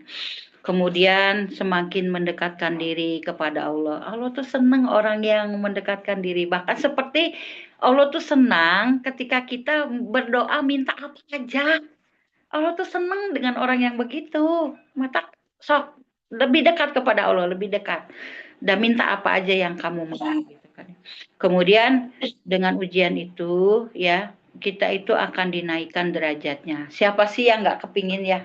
Pasti semua orang kepingin dong naik derajatnya di hadapan Allah. Allah yang maha mempunyai segala-galanya. Masa iya sih kita duduk berdampingan dengan Rasul aja kan rasanya kok kayak gimana gitu ya. Kalau dari cerita para sahabat mah di Sirah gitu ya. Atau kita duduk berdampingan dengan presiden lah. Atau dengan siapa ya. Dengan camat gitu kan udah rasanya gimana gitu ya. Apalagi ini dengan Allah. Ya, akan diangkat derajatnya gitu. Itu udah janji Allah gitu ya.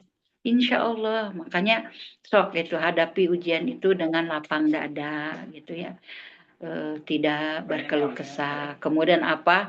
Mengingatkan, ujian itu mengingatkan tujuan hidup kita itu apa gitu kan ya. Ridhonya Allah gitu kan ya, kasih sayangnya Allah, dan akhirat itu sebagai tempat kehidupan yang kekal gitu kan ya. Jadi yang harus diperhatikan itu ujian itu adalah perhatiannya Allah, bukan tanda kita ditinggalkan oleh Allah. Ini kadang-kadang suka salah paham ya. Oh, Allah teh muji aku, Allah teh lagi menghindari aku. Enggak, justru Allah tuh lagi memperhatikan. Allah tuh nggak pernah ninggalin kita. Kita yang suka ninggalin Allah gitu. Udah dikasih berbagai kenikmatan, tapi anger we gitu ke Allah teh suudon gitu ya. Tetap aja gitu ke Allah teh malah meninggalkan Allah. Padahal Allah nggak pernah ninggalin kita. Kita yang suka dolim kepada Allah. Ya itu aja yang bisa disampaikan. Mudah-mudahan malam ini Allah menurunkan pemahaman kepada kita semua. Bagaimana kita mensikapi ujian yang Allah berikan. Ya sebagai bentuk cintanya Allah. Itulah hebatnya Allah. Memberi bentuk cinta bukan dengan bunga kayak manusia. Tapi dengan ujian. Dengan ujian itu harapannya kita semakin dekat kepada Allah. Dan semoga malam ini menjadi ilmu, sehingga dengan ilmu itu menjadi cahaya buat kita, bahwa ketika kita mendapat ujian kita tahu apa yang harus kita lakukan. Itu aja yang bisa disampaikan. Atur nuhun ke semuanya. Wassalamualaikum warahmatullahi wabarakatuh. Waalaikumsalam warahmatullahi wabarakatuh ya Bu Nari, Jazakillah khair ya atas ilmu yang disampaikan ya, Masya Allah merinding banget ya. Tadi penjelasan dari Bu Sari ya gitu, memang pada akhirnya kalau misalkan segala sesuatu dikembalikan ke Allah tuh rasanya tuh kayak merinding bulu kuduk gitu ya. Yang aku rasain Masya Allah gitu ya, maka ya harapannya gitu semua yang terjadi di dalam kehidupan kita itu bisa terus gitu ya meningkatkan iman dan takwa kita kepada Allah itu ya teman-teman. Nah, ini barangkali boleh sedikit info dulu ya sebelum kita tutup. Barangkali ya di sini ada teman-teman yang mungkin juga tadi kan kita sedikit membahas tentang apa saudara-saudara kita di Sumatera ya, ini Qadarullah gitu ya.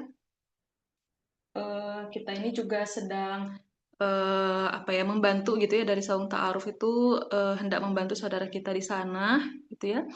Dan ada ini kebetulan kita juga kerjasama sama yayasan ya, Las GDI Las Gerha Duafa Indonesia, dan memang sudah ada beberapa relawan yang ke sana gitu, dan memang kondisinya itu masih sangat sangat luar biasa gitu ya, miris gitu ya, bisa dibilang miris gitu, bahkan relawan kami gitu yang datang ke sana tuh sampai kayak nggak bisa makan katanya, nggak bisa minum karena nggak tega aja, maksudnya nggak kuat aja gitu ya ngelihat kondisi saudara-saudara kita yang hidupnya mungkin serba susah gitu kan, perekonomian juga tertutup dan sebagainya, hingga akhirnya ya, nauzubillah gitu ya, maksudnya semoga apa ya, segeralah gitu ya, segera pulih gitu ya, saudara-saudara kita yang ada di Sumatera dan sebagainya dan sekitarnya gitu, dan semoga ya entah mungkin pemerintah ataupun relawan-relawan yang datang ke sana itu dimudahkan oleh Allah, dikuatkan oleh Allah ya, karena memang pasti yang jadi relawan pun itu nggak mudah gitu ya, karena kalau saya lihat di apa, di TikTok pun gitu ya, atau di medsos yang lainnya pun kayak, relawan tuh harus masak ya sehari itu 3 kali, kan kebayang gitu ya, setiap hari mereka harus masak terus gitu ya. Masya Allah ya, jadi memang dari segala sisi lah kita melihat bahwa ini saudara-saudara kita yang ada di sana, baik mungkin relawan ataupun korban dan sebagainya, itu tuh sangat-sangat membutuhkan support besar dari kita. Maka kalau misalkan teman-teman yang di sini yang hadir, boleh kalau misalkan memang mau gitu ya, untuk menyisihkan sedikit hartanya, barangkali bisa melalui saung ta'aruf dan las Geraha Duafa Indonesia ini, ataupun mungkin bisa ke yang lain juga nggak apa-apa ya. Tapi ini karena memang kita kebetulan sedang mengadakan juga gitu ya bantuan kemanusiaan untuk saudara kita di Sumatera. Jadi ya sekalian aja gitu ya kita ngajak gitu teman-teman buat ya barangkali ada yang belum atau yang sudah dan mau lagi gitu ya untuk berdonasi, silahkan boleh mungkin di catat aja barangkali ya si apa namanya si rekeningnya gitu ya. Barangkali perlu, atau misalnya nanti saya share juga lagi di grup info kajian ya. Semoga informasi ini bermanfaat buat saudara-saudara kita yang di sana, dan kita sama-sama doakan ya teman-teman semuanya di malam yang luar biasa ini gitu ya, apa ya, insya Allah gitu doa-doa orang yang setelah gitu ya mengikuti majelis ilmu, insya Allah semoga diijabah sama Allah ya, diberikan apa ya kemudahan untuk saudara-saudara kita yang di sana ya. Kita doakan terus saudara-saudara kita yang ada di sana, teman-teman ya, baik semualah lapisan masyarakat gitu yang terjun ke sana ya, kita doakan semuanya semoga cepat pulih kembali ya gitu, dan Indonesia semakin bersatu ya, Masya Allah. Ya paling seperti itu ya teman-teman.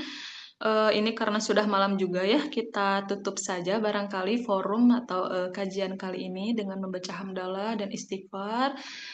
Jazakumullah khair kasiron ya, khairon kasiron buat teman-teman yang sudah hadir, yang sudah mau gitu ya berjihad untuk mencari ilmu ya, menuntut ilmu di malam hari ini sampai setengah 10 ya, Masya Allah masih semangat, masih stay. Semoga Allah memberikan karunia dan hidayah kepada kita semua ya, teman-teman, dari apa yang mungkin tadi kita diskusikan atau sharingkan di kajian kali ini ya. Paling cukup ya dari saya. Mohon maaf apabila masih banyak kekurangan. Terima kasih sekali lagi ya. Selamat istirahat dan selamat beraktivitas di esok hari ya. Bu Sari, hatur nuhun ya Bu Sari atas ilmunya, atas Mohon kesempatan sami-sami. yang diberikan. Iya, Insya Allah semoga Allah balas dengan yang lebih baik tentunya ya. Gitu. Amin. Kita cukupkan ya teman-teman. Assalamualaikum warahmatullahi wabarakatuh ya. Izin pamit ya teman-teman semuanya. Sampai ketemu di Waalaikumsalam. Sabtu depan ya. Oke.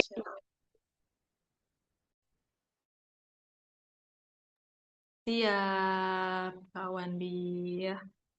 Kak Hafid, terus tadi ada siapa? Kak Ais, Kak Aziz ya, Kak Fitriani, Kak Ira, Kak Arina, Kak Rahmat, Kak Rifda, Kak Rinati, dan Kak Yadi Mulyadi ya, Insya Allah.